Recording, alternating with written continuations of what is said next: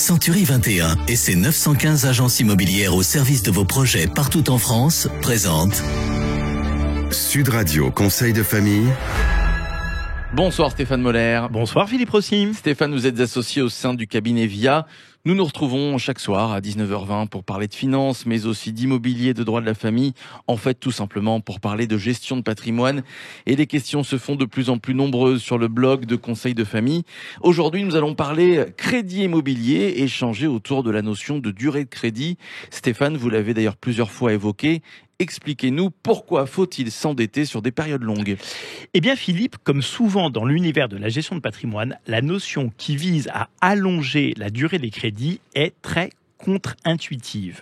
Mais oui, il faut s'endetter long. Est-ce que vous pourriez nous expliquer pourquoi nos crédits doivent être contractés sur des périodes longues ? Eh bien, vous vous souvenez de cette chronique au cours de laquelle nous avons évoqué l'effet de levier du crédit ? Oui, cette chronique visait à nous expliquer que dans un investissement immobilier locatif, il faut faire en sorte que le locataire contribue au travers de son loyer à la part la plus significative possible du remboursement du crédit du propriétaire. Eh bien oui, notre effet de levier du crédit est d'autant plus efficace que la durée du crédit est longue. Ok, pourriez-vous, s'il vous plaît Stéphane, nous donner un exemple ? Oui, attention, c'est un peu technique, mais imaginons que nous achetions un bien immobilier pour une valeur de 100 000 euros. Ce bien produit 5% de rendement, soit environ 5 000 euros de loyer par an. Très bien. Si j'emprunte sur une durée de 10 ans, je vais devoir rembourser 11 000 euros de crédit, intérêts compris, par an à ma banque.